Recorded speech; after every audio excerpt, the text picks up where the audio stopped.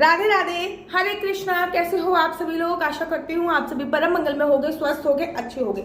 सर्वप्रथम आप सभी को अधिक मास की बहुत बहुत शुभकामनाएं और अधिक मास में आने वाली पद्मनी एकादशी की अनंत और अनंत शुभकामनाएं। अधिक मास जो कि 3 साल में एक बार आता है, सोचिए उसकी वैल्यू कितनी होगी, उसका महत्व कितना होगा। वो मास जिसको भगवान ने अपने नाम से संबोधित किया, अर्थात भगवान का एक नाम पुरुषोत्तम है और अधिक मास को पुरुषोत्तम मास भी बोला जाता है। वो मास जिसको भगवान ने स्वयं बनाया है, हिरण्यकश्यप को मारने के लिए भगवान ने अधिक मास बनाया था। तो सोचिए इस मास का महत्व कितना होगा। और इस मास में आने वाली एकादशी, वैसे तो एकादशी अपने आप में बहुत बड़ा व्रत होता है, अपने आप में बहुत बड़ी व्रत होती है, बहुत बड़ा व्रत होता है। लेकिन अगर वो एकादशी अधिक मास में आती है जो कि 3 साल में एक बार आती है, तो सोचिए उसका महत्व कितना ज्यादा होता है। पद्मनी एकादशी 3 साल में एक बार आती है। पद्मनी एकादशी का व्रत रखने से न केवल आपको संसार के सभी सुखों की प्राप्ति होती है, मतलब ये भौतिक सुख होते हैं, जो ये संसार के सुख होते हैं, जैसे कि गाड़ी घोड़ा बंगला संतान, ये सब भौतिक सुख है। संसार की पृथ्वी लोक के सभी सुखों की प्राप्ति होती है, अपंतु मृत्यु के उपरांत आपको मृत्यु लोक में भी वैकुंठ धाम की प्राप्ति होती है। आप विष्णु भगवान के बहुत बहुत ज्यादा करीब पहुंच जाते हो और आपको मरने के बाद वैकुंठ लोक की भी प्राप्ति होती है, मोक्ष की प्राप्ति होती है। पुनरपि जन्म पुनरपि मरणम, बार बार जन्म लेने का और बार बार मरने की जो प्रतिक्रिया होती है, पद्मनी एकादशी का व्रत रखने से वो सभी समाप्त हो जाती है। देखिए बड़े सारे लोग पूछते दीदी संतान नहीं क्या करें। 3 साल में एक बार आने वाली पद्मनी एकादशी का व्रत पूरे विधि विधान से करना है। व्रत कब है? बड़ी सारी कंफ्यूजन है दीदी, व्रत 28 तारीख को है, 29 तारीख को है। देखिए व्रत जो है वो 29 तारीख को ही रखा जा रहा है। चाहे आप श्री धाम वृंदावन में बांके बिहारी जी का मंदिर ले लीजिए, 29 तारीख को व्रत रखा जा रहा है। चाहे आप राधा रमण में 29 तारीख को व्रत रखा जा रहा है। इस्कॉन टेम्पल में 29 तारीख को व्रत रखा जा रहा है।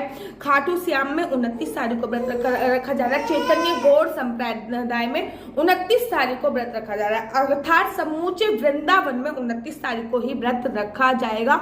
तो आपका ये डाउट क्लियर हो गया कि व्रत 28 को है या 29 को है, तो कोई डाउट नहीं है, व्रत 29 तारीख को ही रखा जाएगा। पद्मनी एकादशी का व्रत हमेशा बोलती हूँ कि जो व्रत होता है वो 3 दिन का व्रत होता है। 28 तारीख से उसके रूल्स रेगुलेशन चालू हो जाते हैं, अर्थात 10वीं तिथि से उसके रूल्स रेगुलेशन चालू हो जाएंगे, जो कि 12वीं तिथि तक चलते ही चलते हैं। 10वीं तिथि की रात्रि को आपको, वैसे भी अधिक मास चल रहा है, आप लोग लहसुन प्याज नहीं खा रहे होगे। अगर खा रहे हो तो कृपया करके एकादशी पर तो विश्राम कर दीजिए। 10वीं तिथि एकादशी का जो नियम होता है वो 3 दिन का नियम होता है, 1 दिन का नियम नहीं होता, 3 दिन का नियम होता है। तो 10वीं तिथि की रात्रि को ही भोजन नहीं करना होता है। शास्त्रों में साफ साफ बताया गया है कि 10वीं तिथि की रात्रि को किसी भी प्रकार का भोजन नहीं करना है, अर्थात सूर्यास्त के बाद कोई भी भोजन नहीं करना। हाँ, आप फीडिंग मदर हो, आपका बच्चा आपका दूध पीता है तो आप कर सकते हो, प्रेग्नेंट लेडी हो तो कर सकते हो, शारीरिक रूप से सक्षम नहीं हो तो कर सकते हो, बहुत ज्यादा बुजुर्ग हो तो कर सकते हो, किसी कारणवश अगर करना पड़े तो कर सकते हो। वैसे 10वीं तिथि की रात्रि को किसी भी प्रकार का कोई भोजन नहीं किया जाता। हाँ, फलाहार खा सकते हो आप और सीजनेबल फ्रूट इजीली खा सकते हो, ठीक है ना। उसके बाद आपको एकादशी वाले दिन अर्थात 11 वाले दिन सुबह सुबह जल्दी उठना होता है, ब्रह्म मुहूर्त में उठना होता है। उठने के बाद सबसे पहले खाली पानी से स्नान नहीं करना होता। पद्मनी एकादशी अगर सावन में आ गई है, अगर सावन में कोई भी एकादशी आती है, उसमें गंगा जल से ही स्नान किया जाता है, यही वर्णन है। अगर गंगा जल ना मिले तो यमुना का जल आप ट्राई कर सकते हैं। यमुना का जल भी ना मिले तो आप हल्दी डाल के स्नान कीजिए, लेकिन स्नान आपको खाली पानी से नहीं करना है। दूध डाल के स्नान कर सकते हैं, हल्दी डाल के स्नान कर सकते हैं, आंवला डाल के स्नान कर सकते हैं, नींबू डाल के स्नान कर सकते हैं, या फिर नदियों में से किसी भी नदी का जल डाल के स्नान कर सकते हैं, काले तेल डाल के स्नान कर सकते हैं। मैंने लॉट्स ऑफ ऑप्शन बता दिए, लेकिन कृपया करके खाली पानी से स्नान नहीं करना होता। एकादशी के व्रत में एक महत्व होता है कि आपको मोशन जरूर जाना होता है, मतलब पोटी आपको जरूर करनी होती है, क्योंकि बहुत सारी महिलाओं के साथ ये होता है इंडिया में कि कॉन्स्टिपेशन की समस्या आ जाती है, अर्थात कब्ज की समस्या करना बहुत ज़्यादा जरूरी होता है। मेरी बेटी थोड़ी परेशान कर रही थी तो मैंने उसको फिर गोदी में ले लिया। बहुत ज़्यादा कंपलसरी जरूरी होता है। उसके बाद आप लोगों को खुद स्नान करने के बाद अपने घर में सबसे पहले स्नान करने का गंगा जल छिड़कना है। सबसे पहले आपको अपने घर पे गंगा जल छिड़कना है, उसके बाद फिर पूजा प्रारंभ करनी है। और लड्डू गोपाल को नो डाउट कि पद्मनी एकादशी है, साल में 3 साल में एक बार आती है, तो फिर आपको पद्मनी एकादशी पर लड्डू गोपाल को पंचामृत से ही स्नान कराना है। लड्डू गोपाल को पंचामृत से स्नान कर दी। खुद पीले या सफेद दोनों में से कोई भी रंग के वस्त्र पहने, क्योंकि सावन का महीना है इसलिए मैं सफेद एडवाइस दे रही हूँ। और पीले विष्णु भगवान को प्रिय होते हैं, इसलिए पीले वस्त्र भी आप पहनिए।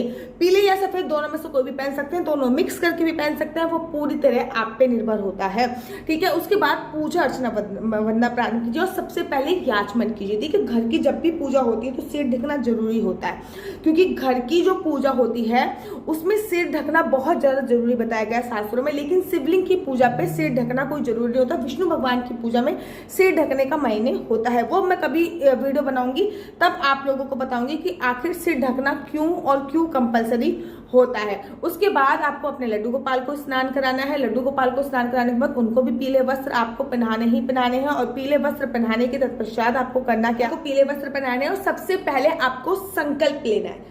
ठीक है, वैसे चावल से संकल्प लिया जाता है, लेकिन एकादशी है तो चावल से संकल्प आपको लेना नहीं है। आपको संकल्प किस चीज से लेना है? संकल्प आपको काले तिल से ले सकते हो, सफेद तिल से ले सकते हो, सुपारी से ले सकते हो, या फिर इन सारी चीजों को मिला के ले सकते हो। और जो सूर्य भगवान को चढ़ाने का जल होता है, संकल्प लेने के बाद सबसे पहले संकल्प लेना श्री विष्णु श्री विष्णु श्री विष्णु 3 बार आपको बोलना है। फिर अपना नाम वगैरह गोत्र वगैरह ये आपको पता ही है, जैसे व्रत रख रहे हैं, निर्जला निराहार एक समय भोजन पा के व्रत रख रहे हैं, मतलब वो फ्रूट्स खा के व्रत रख रहे हैं, वैसे जिस भी प्रकार से आप व्रत रख रहे हैं वैसा आपको संकल्प लेना है। फिर जो संकल्प की सामग्री है वो आपको लोटे में डाल देनी है। जब आप जल चढ़ाओ सूर्य भगवान को, तब वो जो लोटे की सामग्री है वो किसी पौधे में डाल दीजिएगा, एंड में बच जाएगी। और सिक्का निकाल के रख लीजिएगा, जो आपने संकल्प में सिक्का लिया है ना, वो आपको निकाल के रख देना। उससे आपसे होगा कि उसमें कुछ पैसे और मिला के वो आप किसी गरीब या निर्धन को दे सकते हो। साथ ही के साथ आपको इस बात का भी ध्यान रखना है कि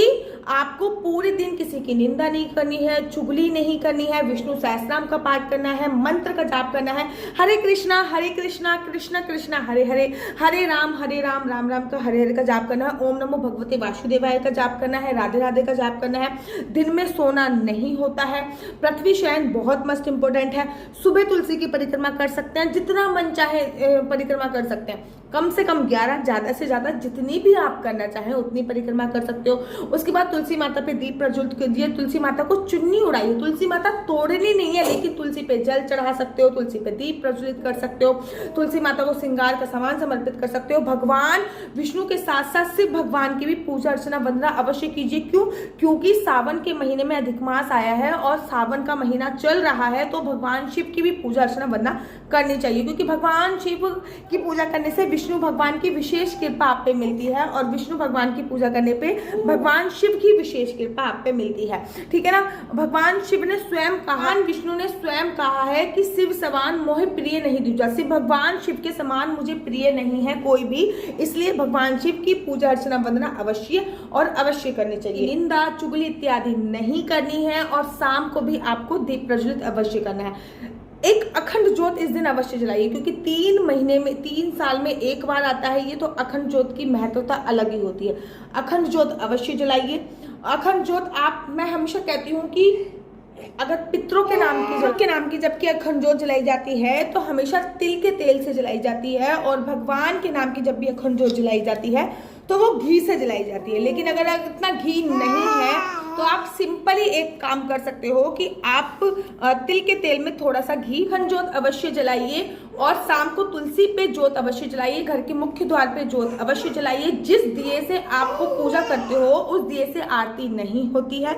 भगवान पे सामने जो दिया जलाया जाता है वो अलग होता है, और पूजा का दिया अलग होता है। आपको पीली चीजों का भोग इसमें बहुत ज्यादा लगाया जाता है, जैसे कि घेवर का भोग लगा सकते हैं। सावन का महीना चल रहा है, भगवान को बहुत प्रिय भोग भी बताऊंगी कि हर एकादशी पे भगवान का प्रिय भोग होता है कोई ना कोई।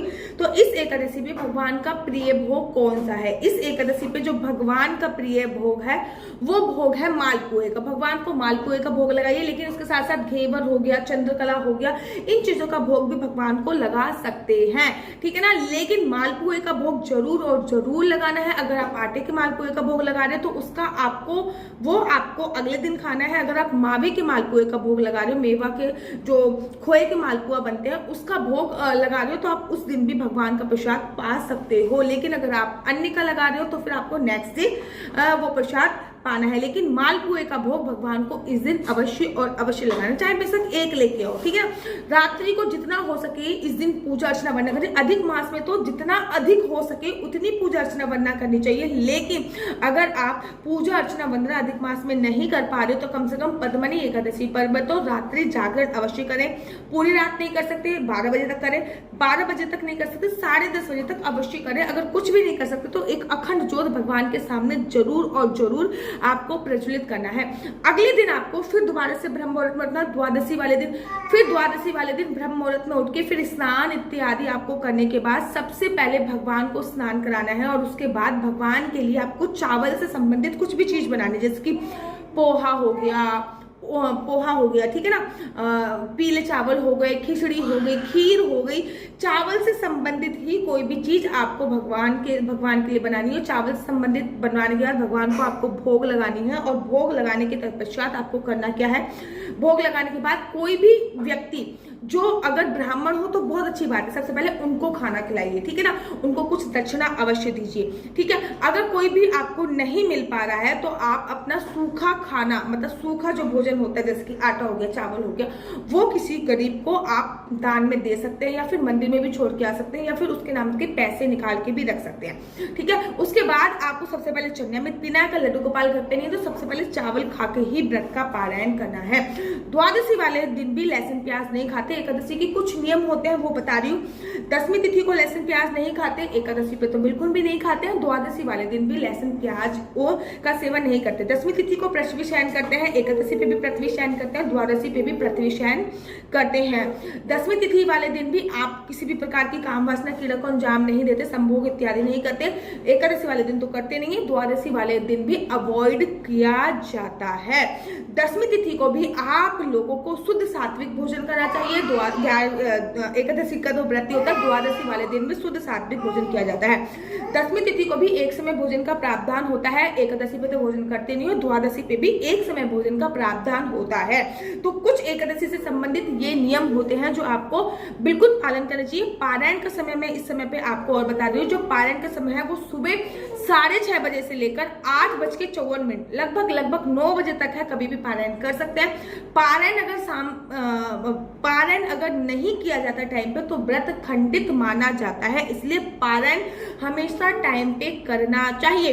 तुलसी की इस समय जितनी ज्यादा परिक्रमा कर सकते हो बहुत अच्छी बात है। तुलसी के पास ऐसा भी कर सकते हो जैसे कि आप श्री राम वृंदावन आके वृंदावन की परिक्रमा करो। मैं वृंदावन में हूँ तो मैं वृंदावन की परिक्रमा करूंगी पद्मनी एकादशी वाले दिन। लेकिन अगर आप वृंदावन नहीं आ सकते तो परिक्रमा कैसे कर सकते हो? तुलसी के पास अपने लड्डू गोपाल को या विष्णु भगवान जुगल जोड़ी सरकार को बिठाइए और उनकी परिक्रमा स्टार्ट कर दीजिए। जितनी ज्यादा हो सकती है परिक्रमा कीजिए, जितना ज्यादा हो सकता है मंत्रों का जाप कीजिए। भैया 3 साल में एक बार एकादशी आती है, इसका महत्व समझिए ये वाली। तो आशा करती हूँ, इसको कमला एकादशी भी बोला जाता है। बड़े सारे लोग कंफ्यूज होंगे कि दीदी ये कमला एकादशी, हाँ इसको कमला एकादशी भी बोला जाता है। तो आशा करती हूँ आपको मेरी पूरी बात क्लियर समझ में आ गई होगी। अगर आपको मेरी वीडियो अच्छी लगती है तो आप अपना यूट्यूब चैनल हरि बोल को लाइक शेयर सब्सक्राइब करना बिल्कुल भी मत भूलिए। तब तक के लिए मुझे दीजिए इजाजत। हरे कृष्णा हरि बोल।